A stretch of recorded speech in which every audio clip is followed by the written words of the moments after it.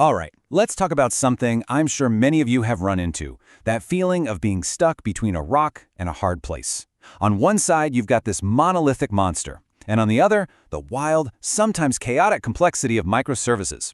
Well, if that sounds familiar, you're going to want to stick around. Today, we are diving into Spring Modulith, a tool that might just be the architectural sweet spot you've been searching for. You know the feeling, right? It's a choice every developer has to make eventually. Do you stick with the traditional monolith, which, let's be honest, can easily turn into a tangled big ball of mud, or do you jump into microservices, which promise freedom but can bring a massive headache with all the distributed system complexity?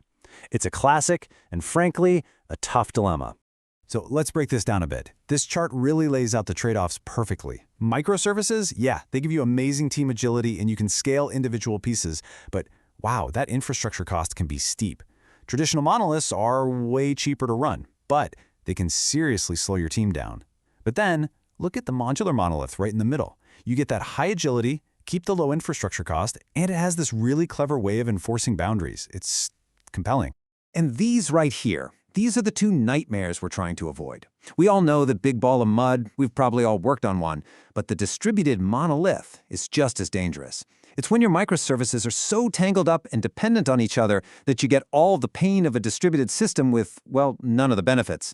You've basically just made your monolith way, way harder to debug. So, what's the way out?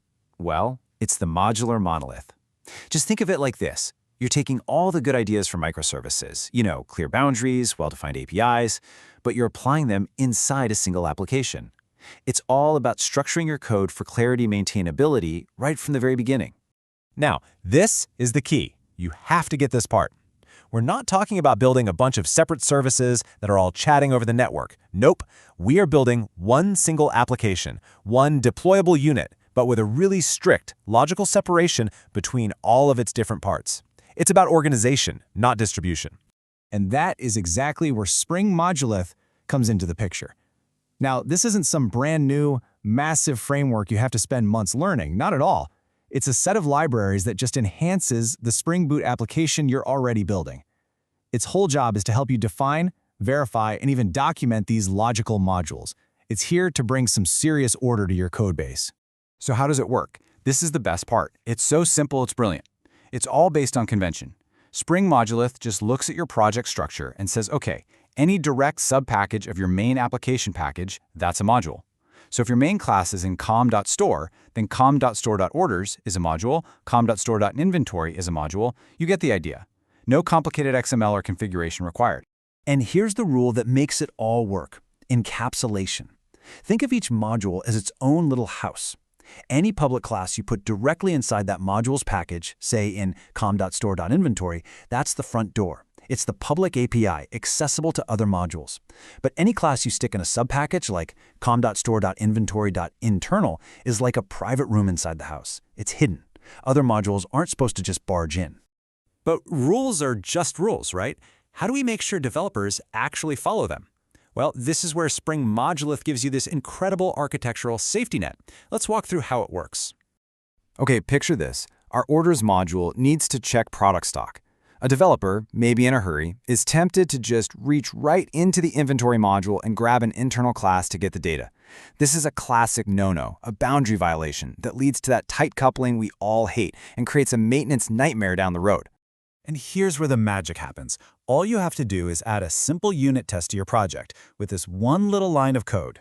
This verify method acts like a guardian for your architecture. It scans your entire code base and checks it against those package rules we just talked about. And boom, the test fails. But look, it doesn't just fail with some cryptic message. It gives you a crystal clear error telling you exactly which module broke the rule and exactly which internal type it tried to access. This isn't just a friendly suggestion. This is an enforceable rule that lives in your build pipeline. It actively prevents your architecture from decaying over time. So, what's the right way to fix this? The inventory module should create a public data transfer object, a DTO, and expose it in its top-level package, its public API. Now, the orders module can use that public DTO. This way, it gets the data it needs without knowing anything about the internal guts of the inventory module. That's proper decoupling. So now that we have these nice, clean boundaries, how should our modules talk to each other? Well, you've got a couple of options. You could use direct injection. It's simple, for sure, but it creates that tight coupling we're trying so hard to avoid. A much, much better way, and the one Monolith really encourages, is to use events. And Spring Modulith makes this event-driven approach incredibly easy. You just use Spring's standard application event publisher to send out an event. Then, in whatever module needs to react, you write a listener method and tag it with add application module listener. That one special annotation handles all the tricky stuff for you, making the whole interaction asynchronous and transactional. Your modules stay truly independent. So, you do all this work. You add all this structure. What's the payoff? Well, first, and this is huge, you get automated documentation.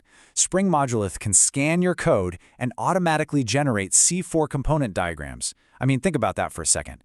Your architectural documentation will never be out of date again. Second, you get visibility into your application while it's running.